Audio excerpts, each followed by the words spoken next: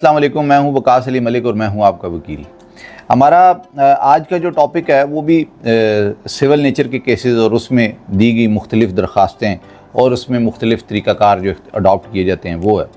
तो आज एक बहुत इंपॉर्टेंट चीज़ कि केस फ़ाइल कर दिया जाता है। केस फ़ाइल करने के बाद पार्टीज़ की आपस में किसी चीज़ पे बात होती है और वो किसी ऐसे नतीजे पे पहुंच जाते हैं कि वो कहते हैं हम इस केस को मज़ीद आगे नहीं चलाना चाहते, तो वो केस को विड्रॉ कर लेते हैं।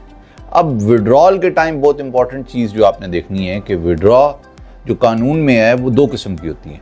एक with the permission of court आप विड्रॉ करते हैं केस को, एक विदाउट परमिशन आप केस को विड्रॉ कर लेते हैं।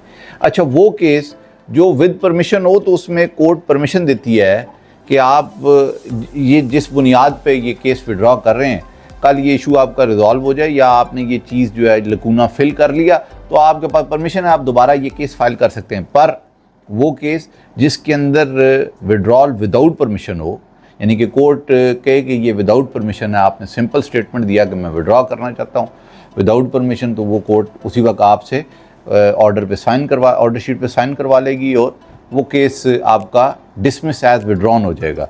उस सूरत में आप कभी भी नया केस ऑन दैट ग्राउंड वो कभी भी फाइल नहीं कर सकते। विड्रॉ विद परमिशन के लिए आप कर सकते हैं। तो जब भी विड्रॉल करें, अगर सूरत हाल ऐसी हो कि जिसमें कल आपको ये अंदेशा हो कि दोबारा केस करना पड़ेगा, तो फिर उसके लिए विड्रॉल विद परमिशन लेनी है आपने कोर्ट से, फिर आपने जो है वो विड्रॉल करनी है। अदरवाइज़ आपके पास कोई राइट नहीं होगा कि दोबारा, क्योंकि हमने पिछली एक एपिसोड में बताया कि एक केस जो ऑलरेडी डिसाइड हो जाए कोर्ट से, आप उसको दोबारा रेज़ नहीं कर सकते।